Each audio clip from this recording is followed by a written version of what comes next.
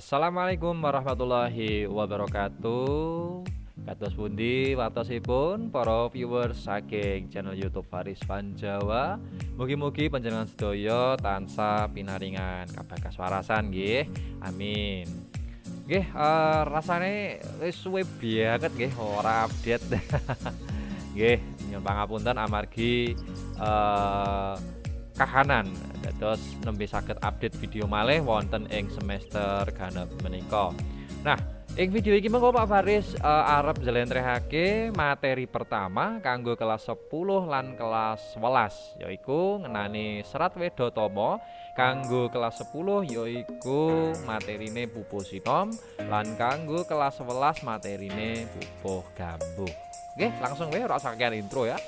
Nah, kanggo kompetensi dasar kelas 10 KD pengetahuan 3.1 munine menelaah teks Serat Wedotama pupuh sinom.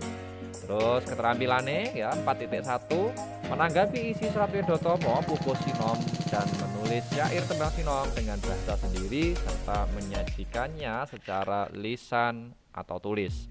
Nika kangge kelas sedoso. Terus kanggo kelas 11 nggih KD pengetahuane munine menelaah teks Serat Wedotama pupuh gambuh lan KD keterampilane munine menanggapi isi Serat Wedotama pupuh sinom. Maksudnya gambuh nggih, gambuh dan menulis serta menyajikan tembang gambuh dengan bahasa sendiri. Ini salah, mohon maaf, belum saya ganti. Oke, menika nggih kompetensi dasar kangge kelas sedoso lan kelas 11. Nah, Pak Faris bakal miwiti saka babagan sing sifatnya umum dhisik, nggih saka tembang ing Serat Wedotama sing arupa pupuh nggih. Nah, perlu dieling-eling di mangerteni meneh nggih. Yen Serat Wedotama kuwi sing nganggit utawa sing gawe kuwi Kanjeng Gusti Pangeran Adipati Arya Mangkunegara kepapat ya. Dieling-eling. Terus sing kaping pindho, nah Wedotama kuwi asale saka tembung weda sing tegese ajaran lan tama saka tembung utama sing tegese becik. Kaping telu, Wedotama kuwi ngemot pitutur ya, sing awujud tembang macapat ya, sing diperang dadi pupuh-pupuh kuwi mau ya, pupuh pangkur, sinom, pocong, gambuh lan kinanthi. Lah kuwi cacahing pupuh kang ana ing sajroning Serat Wedotama. Nah ning kene sono kotak-kotak iki.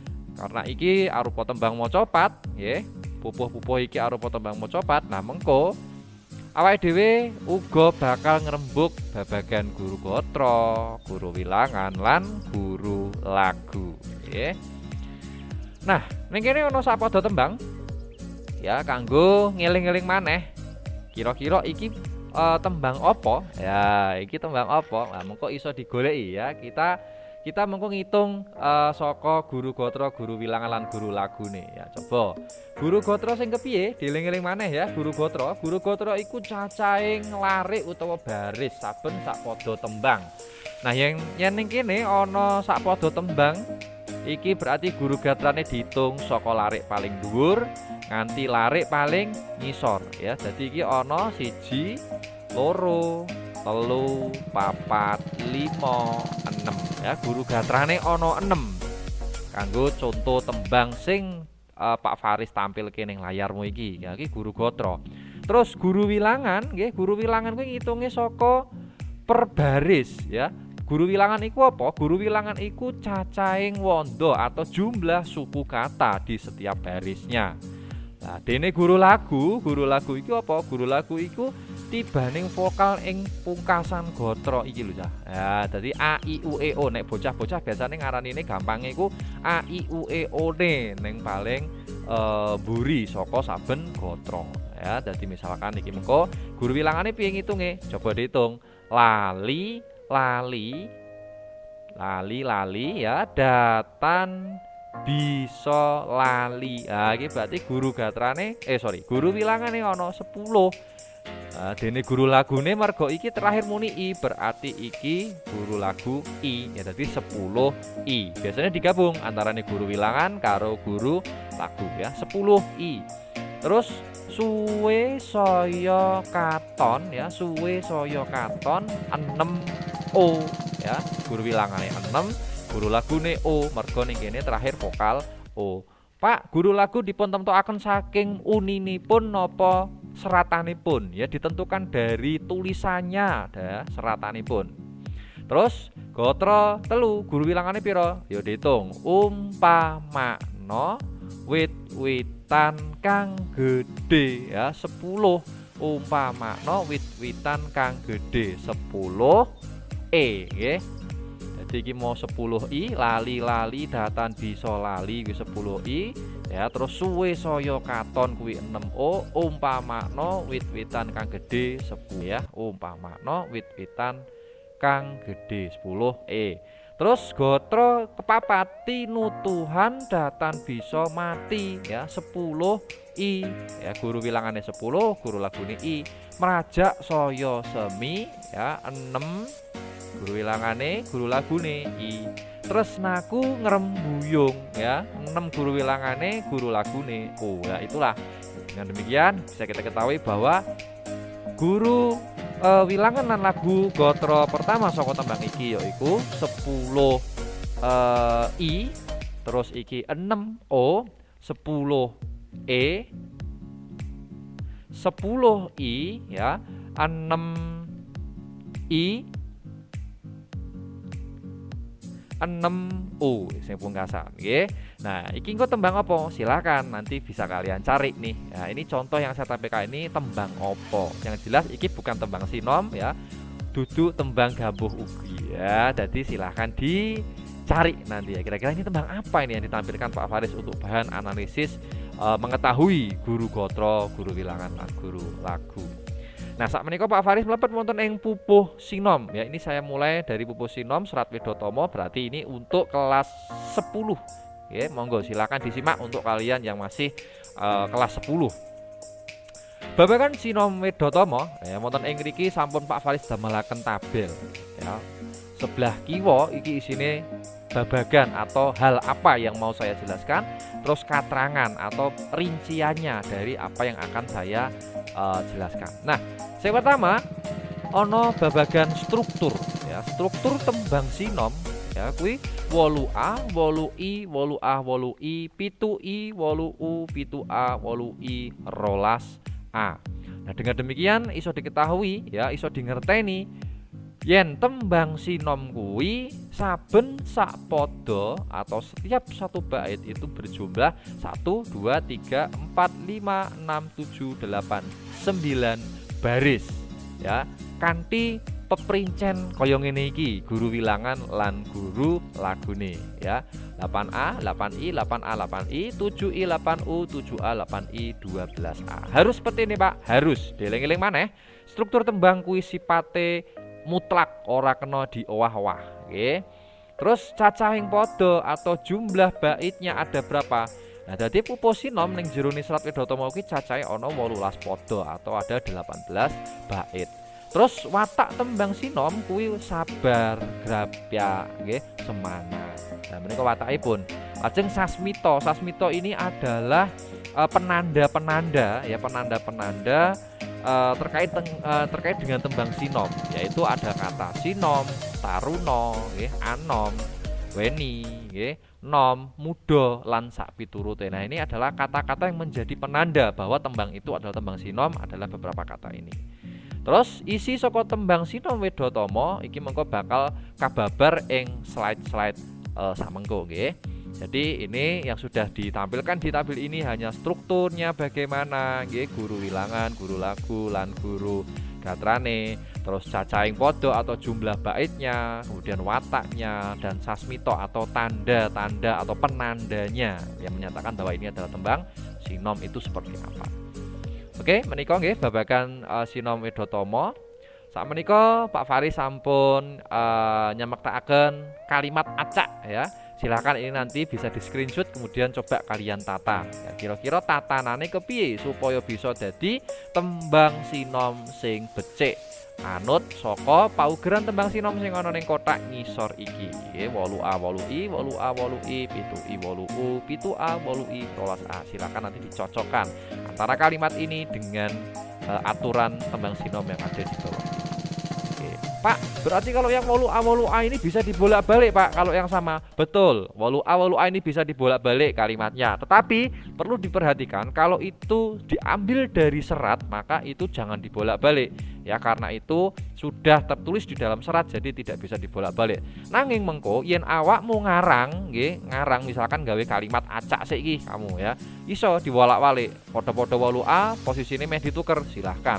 Padha-padha 8I meh dituker kalimatnya, silahkan. Nggih, selama itu guru wilangan dan guru lagune padha, nggih saged diwolak-walik. Kalau itu bukan bentuk serat. Nggih. Pak Faris lajengaken sakmenika mlebet wonten ing podo per podo. Nggih, menika mangke Pak Faris mboten badhe ngandharaken full 18 podo nggih minangka tulodo anamung gangsal podo kemawon. Hanya ada 5 bait saja yang akan saya bahas di slide ini. Selebihnya nanti kalian bisa buka internet atau buka sumber lain, literatur lain untuk memahami isi dari podo-podo seterusnya. Nggih. Oke, dimulai dari podo setunggal, okay? Podo setunggal. Nulado laku utama, ya, mencontoh nulat atau mencontoh laku, ya laku itu perilaku atau tindakan utama. Ya, utama itu baik, perilaku yang baik atau perilaku yang utama. Tumrape wong tanah Jawi yang ada dalam seorang sosok di tanah Jawa. Ya, tumrape wong yang ada dalam seorang sosok di tanah Jawa. Wong agung ing ngeksi gondo. Wong agung ini artinya adalah seorang pembesar, ya, atau bisa disingkat dengan raja, ya, pembesar atau raja. Ing ngeksi gondo. Ngeksi gondo ini adalah nama lain dari Mataram. Berarti wong agung ing ngeksi gondo ini adalah raja di kerajaan Mataram. Ya, kalian tentu belajar sejarah, nggih. Nah, di situ kalian pasti juga tidak asing dengan kerajaan Mataram. Nah, sinten ingkang dipun dadosaken tulodo? Siapa yang bisa kita jadikan contoh? Inggih menika Panembahan Senopati, ya. Salah satu raja di kerajaan Mataram adalah Panembahan Senopati. Kepati Amarsudi, yang mana beliau ini bersungguh-sungguh dalam melatih diri. Oke, melatih untuk apa? Kanggo sudane hawa lan nafsu, untuk mengurangi hawa dan nafsu. Lah, piye carane? Piye carane Panembahan Senopati ini melatih hawa nafsunya? Nah, kanthi pinesu topo broto, yang dilatih dengan cara bertapa. Ya, tetapi ketika kita menerjemahkan ini di masa sekarang, jangan terus mengartikan bertapa ini dengan pergi berkelana, kemudian menemukan gua atau tempat yang sepi untuk duduk diam di sana. Ya, bertapa di sini kita asumsikan saja di zaman yang saat ini adalah dengan duduk mengheningkan cipta sejenak untuk menghadap kepada Sang Maha Kuasa, Tuhan yang Maha Esa. Kalau dalam Muslim ya berarti Allah Subhanahu wa taala. Nggih, pinesu topo broto. Tanapi ing siang ratri, di waktu siang dan malam. Jadi ini siang, ratri ini adalah malam. Memangun karyenak tiasing sasomo. Memangun itu membangun, karyenak. Karyenak itu adalah kenyamanan, tias itu hati, ya, sasomo itu adalah sesama manusia. Nah, jadi kurang lebih seperti itu terjemahan sekaligus isi dari podo setunggal atau bait pertama serat Wedo Tomo pupuh sinom. Lajeng wonten ing podo kalih samangsane pasamuan, ya, di sini dimulai dengan kalimat samangsane pasamuan di dalam setiap pergaulan. Jadi pasamuan itu adalah pergaulan. Mamangun marto martani, mamangun itu membangun. Marto martani itu apa, Pak? Marto martani ini adalah sikap tahu diri. Nah, ya, sinambi ing saben mangsa, di mana di setiap ada kesempatan kala kalaning asepi, setiap ada kesempatan di waktu yang senggang. Lelono teki-teki, mengembara untuk bertapa.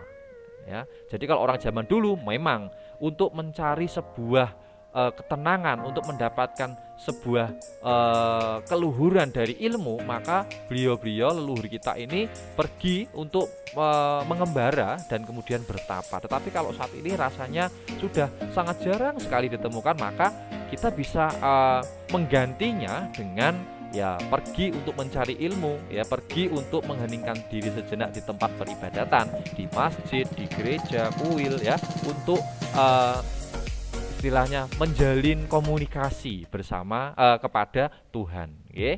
Gayuh geyonganing kayun, ya, untuk menggapai cita-cita di dalam hati, ya. Mencapai cita-cita di dalam hati. Kayung yun eninging tias, yang mana saking saking khidmatnya ketika bertapa ini sampai-sampai hanyut di dalam keheningan hati. Sanitiaso pinrihatin, ya, jadi senantiasalah menjaga hati untuk senantiasa prihatin, ya, jadi orang-orang zaman dulu itu terbiasa untuk hidup prihatin, ya. Puguh panggah cegah dahar lawan nendro, ya, jadi sebaiknya kita sebagai manusia ini mampu untuk melatih diri guna menahan dari hawa nafsu dan juga memperkuat tekad untuk dan juga mengurangi makan dan tidur, ya. Cegah dahar lawan nendro, mengurangi makan dan tidur. Kalau orang sekarang rata-rata tidak, justru katah dahar lan nendro, ya. Jadi banyak makan kuliner dan juga banyakin tidurnya, ya. Ada satu lagi ditambah, ya, banyakin pikniknya. Nah, itu, ya. Jadi ada banyak sekali pergeseran, ya, antara pandangan hidup orang dulu dan pandangan hidup orang di masa sekarang. Oke, jadi silakanlah kita bisa sesuaikan pitutur dari leluhur kita terhadap zaman di mana kita tinggal sekarang, kita hidup sekarang. Oke. Lajeng wonten ing pada 3. Saben mendro saking wisma, ya, setiap keluar atau meninggalkan rumah lelono lalading sepi. Jadi berkelana ke tempat yang sunyi. Jadi para leluhur kita itu keluar dari rumah itu pasti akan berkelana ke tempat yang sunyi dari hawa nafsu. Ngingsep sepuhing supono, ya, untuk apa berkelana itu? Untuk menghirup tingginya ilmu. Sepuhing ini diartikan sebagai tingginya, sepuh tua, ya, tingginya ilmu. Mrih pono pranaweng kapi, ya, supaya apa? Supaya mengerti, ya, mrih pono itu mengerti, pranaweng kapi, apa yang menjadi tujuan atau hakikat sejati dari kehidupan, ya. Tistising tias marsudi, ya, tekad hati itu untuk selalu tekun dalam berusaha, marsudi, ya, berusaha. Mardawaning budya tulus, dengan memberdayakan akal budi yang tulus. Jadi manusia itu hakikatnya mempunyai akal dan budi, ya. Kemudian kita berusaha untuk memberdayakan akal dan budi tersebut dengan tulus. Mesu reh kasudarman, jadi menghayati cinta dan kasih neng tepi neng joloni di tepian samudra. Nah, jadi dari sini kita bisa artikan bahwa salah satu tempat yang digunakan untuk mengembara, ya, mengembara para leluhur kita, contohnya di sini adalah Panembahan Senopati, ya, yaitu adalah di tepian samudra. Sruning broto, ya, kataman wahyu diatmiko. Karena kuatnya bertapa, maka diterimalah atau mendapatkan wahyu diatmiko, atau mendapatkan wahyu tentang kehidupan yang sejati, ya. Panembahan Senopati akhirnya mendapatkan wahyu tentang kehidupan yang sejati, ya. Itu isi dari pada 3, nggih, Sinom Wedhatama. Kulajengaken wonten ing pada sekawan Sinom Wedhatama, wikan wengkoning samudra, memahami kekuasaan di samudra. Jadi Panembahan Senopati ini sudah mengetahui, sudah memahami bahwa di samudra ini, ya, ada suatu kekuasaan. Kederan wusden ideri, yang mana beliau ini sudah seluruhnya menjelajahi, ya, sudah menjelajahi luasnya samudra, kekuasaan yang ada di samudra. Kinemat kamot hingdriyo, yang mana kesaktiannya tampak terdapat di dalam diri. Rinegan sagegem dadi, ibarat satu genggaman saja jadi. Dumadyo angratoni, berhasil menguasai. Nah, nenggih Kangjeng Ratu Kidul. Oh, ternyata di sini disebut ada satu orang sosok yang menjadi penguasa di samudra, yaitu adalah Kangjeng Ratu Kidul. Wah Pak, ini berkaitan dengan mitos ya Pak ya, mitos Kangjeng Ratu Kidul. Iya betul ya, ini berkaitan dengan mitos Kangjeng Ratu Kidul, sang penguasa samudra di wilayah selatan Jawa ya. Jadi dalam pertapaannya ya, ini bisa dikatakan bahwa Panembahan Senopati ini kemudian bertemu dengan Kangjeng Ratu Kidul ya, ndedel gayuh gegono. Nah jadi ketika Panembahan Senopati ini bertapa ya, kemudian muncullah Kangjeng Ratu Kidul, bertemulah Kangjeng Ratu Kidul yang kemudian terbang keluar dari samudra, terbang ke angkasa. Umoro marak maripih, kemudian beliau Kangjeng Ratu Kidul ini kemudian datang mendekat dengan penuh hormat kepada Panembahan Senopati yang sedang bertapa di tepian samudra. Sor Prabowo lan wong agung ngeksi gondo. Kemudian Kangjeng Ratu Kidul ini kemudian merendah kepada pembesar Mataram yang sudah ibaratnya sudah menguasai hakikat kehidupan itu seperti apa. Oke, pembesar Mataram. Nah kemudian apa yang terjadi? Yang terjadi adalah Dahadeniro Aminto. Kemudian Kangjeng Ratu Kidul ini kemudian meminta kepada Panembahan Senopati yang sedang bertapa. Ya, meminta agar apa? Agar sinupeket pangkat kati, agar beliau ya Kangjeng Ratu Kidul ini diakui sebagai sahabat setia dari Panembahan Senopati. Ya.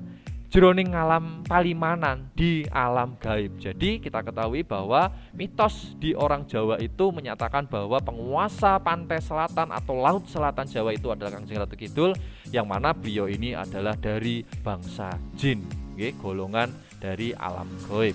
Nah maka Kangjeng Ratu Kidul itu memohon untuk kepada Panembahan Senopati agar dijadikan teman lah ya, teman di alam gaib ya, di alam gaib. Sedangkan Panembahan Senopati itu kan seorang manusia ya, jadi ibaratnya minta diakui sebagai teman di lain alam, di alam yang berbeda. Ing pasaban saben sepi ya, tempat di mana dia berkelana setiap sepi. Nah jadi Panembahan Senopati ini ketika bertapa, ketika berkelana, ternyata beliau ini juga bisa berkelana sampai di tempat di mana Kangjeng Ratu Kidul ini berada, yaitu di alam gaib. Ya, konon ceritanya seperti itu berdasarkan serat Pedotomo di Pupuh Sinom ini.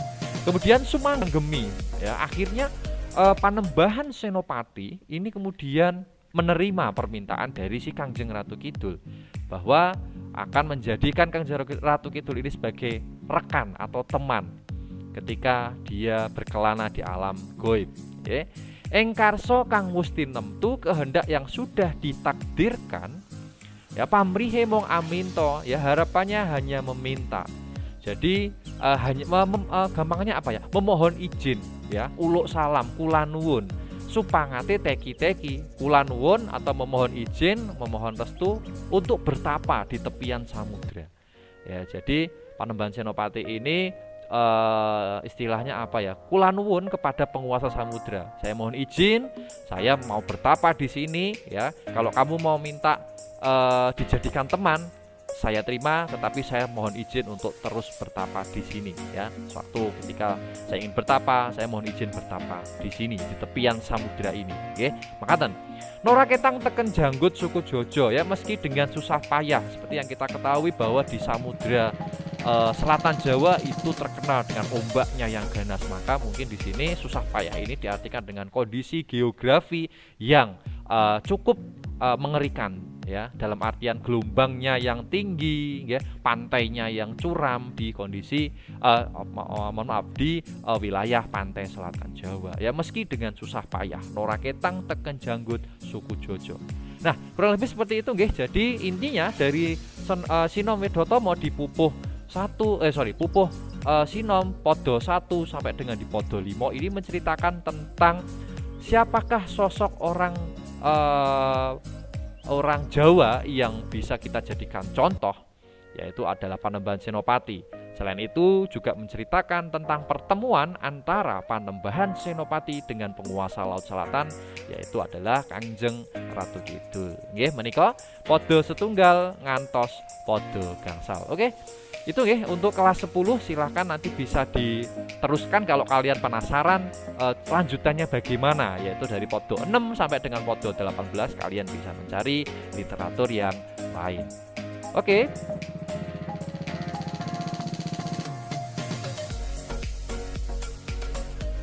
Pak Faris lajengaken wonten ing Pupuh Gambuh Serat Wedotama. Nah, menika materi kangge kelas 11 semester genep nggih. Jadi silakan bagi yang kelas 11 bisa menyimak Pupuh Gambuh ini nanti ada apa saja yang akan saya jelaskan di dalam video ini nggih. Babagan Gambuh Wedotama nggih. Sami kalian kala wau wonten ing Pupuh Sinom nggih. Menika ugi sampun Pak Faris damelaken tabel babagan lan katerangan. Nah, babagan ingkang sepisan nggih menika struktur saking tembang gambuh. Nah, kados pundi struktur saking tembang gambuh menika? Nah, struktur tembang gambuh menika guru wilangan lan lagunipun inggih menika 7U, 10U, 12I, 8U, 8U. Nggih, ini harus urut, tidak boleh di ganti-ganti, dibolak-balik mboten pareng nggih. 7U, 10U, 12I, 8U, 8U. Nggih. Saengga saking guru wilangan lan guru lagu menika saged dipun mangertosi guru gatranipun bilih tembang gambuh menika saben sapada cacahipun wonten gangsal gatra, ada 5 baris yaitu 1, 2, 3, 4, 5. Tidak kurang dan tidak lebih. Guru gatra wonten gangsal, guru wilangan dan lagunya seperti ini. Nggih, menika babagan struktur tembang gambuh. Lajeng cacahing pada nggih dados pupuh gambuh menika kaperang dados 3 dasa gangsal pada atau 35 bait tembang ya. Lajeng watakipun inggih menika grapyak lan semanak ya, tembang gambuh ini wataknya grapyak lan semanak. Sasmitanipun inggih menika gambuh, lajeng wonten tembung buh, terus jumbuh utawi tambuh. Ya, ini adalah kata-kata kunci yang menunjukkan bahwa tembang ini adalah tembang gambuh. Jadi nanti kalau kalian menemukan kata ini, kata gambuh, buh, jumbuh atau tambuh di dalam tembang, maka kemungkinan besar bahwa tembang itu adalah tembang gambuh, sasmita tembang. Nggih. Lajeng isi tembang gambuh Wedotama kababar wonten ing slide salajengipun. Nah, menika sami nggih Pak Faris ugi sampun samektakaken kalimat acak ya, nanti bisa ditata nih ya, kira-kira apa jenenge kalimat-kalimat iki ya, nek ditoto dari tembang gambuh kuwi urutane kudune kepiye ya. Di sini sudah saya sediakan aturan tembang gambuh kuwi iki. Nanti silahkan bisa di screenshot kemudian ditata nih kalimatnya. Oke, lanjut. Nah, menika Pak Faris badhe ngrembak njlentrehaken isi saking saperangan pada saking pupuh gambuh Serat Wedotama, tetapi beda dengan yang sinom tadi. Untuk yang gambuh ini nanti saya akan melompat-lompat ya. Saya akan melompat-lompat, yaitu ada di podo 1, podo 2, 11, 16 dan 23 ya. Jadi ada 5 juga yang akan saya jelaskan di sini ya. Yuk diwiwiti saka podo 1 ya, bait pertama. Samengko ingsun tutur, samengko nanti ingsun saya tutur akan memberikan petunjuk. Sembah catur supaya lumuntur. Ada 4 sembah yang bisa atau yang sebaiknya kamu kerjakan. 4 sembah. Nah, dihen raga cipta jiwa rasa kaki. Dihen diawali raga. Maaf ini typo ya, ini bukan raga tapi raga ya. Raga cipta ya, jiwa dan rasa. Nak ya, kaki ini nak nggih. Diawali dari raga, cipta, jiwa dan rasa nak. Ing kono lamun tinemu di sanalah nanti akan kamu temukan tondo nugrahaning manon atau tanda anugerah darinya, dari Tuhan yang Maha Kuasa ya. Jadi di bait pertama podo sepisan menika ngandharaken sacara umum bahwa ada 4 sembah yang harus dikuasai oleh kita sebagai generasi muda, sebagai manusia. Nah, keempat itu apa? Coba kita nanti bahas di podo-podo selanjutnya yang sudah saya pilih tadi ya. Podo kalih, kita awali dengan sembah rogo. Nah, sembah raga puniku ya, sembah raga itu adalah pakartine wong amagang laku, adalah perilaku orang-orang yang sedang mengolah diri. Ya, bagaimana perilaku-perilakunya? Salah satunya disampaikan di sini adalah sesucine asarono saking warih, yang mana ketika mensucikan diri ya untuk menyembah kepada Tuhan ini diawali dengan bersuci dengan menggunakan air. Nah, maka dari sini kita bisa ketahui bahwa ini hampir mirip dengan wudhu ya bagi yang Muslim ya, bersuci dengan menggunakan air. Kang wus lumrah 5 waktu yang sudah sewajarnya dilaksanakan sebanyak 5 waktu atau 5 kali di dalam 5 waktu. Ya, ini juga menjurus kepada sholat ya yang ada di agama Islam ya, sholat 5 waktu. Wantu wataing wewaton, yang mana ini dilakukan ya berulang-ulang wewaton sesuai aturan atau sesuai syariat. Yaitu adalah sembah yang pertama nggih menika sembah raga. Jadi bisa kita simpulkan di sini nggih, kemungkinan besar di sini podo 2 ini adalah memuat sembah raga itu sama dengan ketika kita atau yang Muslim ya itu sholat. Diawali dengan berwudu, kemudian melakukan sholat 5 waktu sesuai dengan syariat atau ajaran agama Islam. Oke, lajeng podo 11. Ini menjelaskan tentang sembah yang kedua, inggih menika sembah kalbu. Samengko sembah kalbu. Nantinya sembah kalbu yen lumitu uga dadi laku. Yang mana jika sembah ini dilakukan secara terus-menerus, maka di sana akan menjadi sarana untuk mengolah diri. Ya, yen lumintu uga dadi laku, menjadi sarana untuk mengolah diri. Laku agung kang kagungan Naropati, yang mana perbuatan ini atau tindakan atau perilaku ini mempunyai manfaat yang besar, yang mana ini biasa dilakukan oleh para raja ya, para raja Jawa khususnya. Ya, karena ini membahas tentang Keraton Mataram ya, Mataram Islam ini berarti ya. Nah, patitis tetesing kawruh, tujuan dari ajaran ini yang mana di dalam suatu ajaran itu kan pasti memuat tujuan. Nah, tujuannya apa? Adalah meruhi marang kang momong.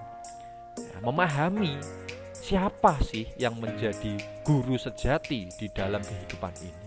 Ya, memahami siapa yang mengasuh diri kita di dalam kehidupan ini.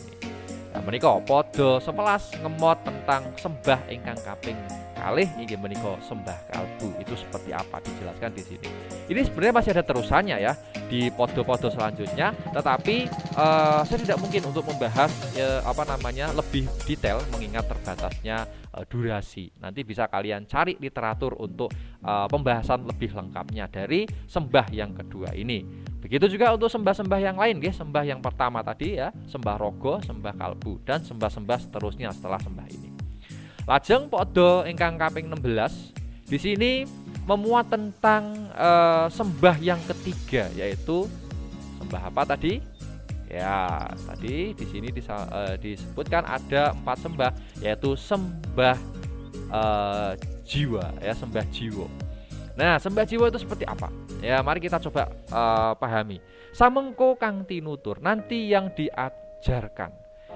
Sembah katri atau sembah yang ketiga, kang sayekti katur, yang sesungguhnya itu diperuntukkan mring hyang sukmo, sukmanen sehari-hari, kepada hyang sukmo atau kepada jiwa. Ya, jadi kepada jiwa kita. Arahan dipun kecakup, yang mana kita sebaiknya bisa menghayati sembah jiwa ini setiap saat ya. Sembah ing jiwa hong, ya, usahakan agar mencapai sembah jiwa ini. Jadi kita dianjurkan, disarankan oleh Kanjeng Gusti Pangeran Adipati Arya Mangkunegara keempat untuk bisa mencapai minimal sampai dengan sembah ketiga ini, yaitu adalah sembah jiwa. Ya, untuk lebih lengkapnya nanti bisa kalian baca di podo 17 dan seterusnya sampai sebelum podo 23 ya. Nah, untuk podo 23 atau 23 ya, ini memuat sembah yang keempat atau sembah kaping catur. Sembah apakah itu? Ya, coba kita lihat bersama. Samengko ingsun tutur, yang mana nanti saya akan ajarkan Gantio sembah ingkang kaping catur. Setelah sembah ketiga kita laksanakan, maka lanjutlah atau gantilah dengan sembah yang keempat, yaitu adalah sembah rasa. Sembah rasa karoso rosing dumadi. Sembah rasa atau sembah rasa, yang maka nanti kita akan merasakan bagaimana sih hakikat dari kehidupan ini. Ya, jadi setelah kita mempelajari, memahami sembah jiwa, kemudian nanti kita akan mencapai atau masuk kepada sembah yang keempat, yaitu tentang sembah rasa. Jadi ini wis tanpa tuduh ya, jadinya nanti sudah tanpa petunjuk. Sudah tanpa petunjuk ini sudah ibaratnya acik wis ngelotok ya, sudah paham. Jadi tidak membutuhkan petunjuk lagi ketika kita sudah mampu mencapai sembah yang keempat ini. Kita sudah merasakan bagaimana hakikat dari kehidupan.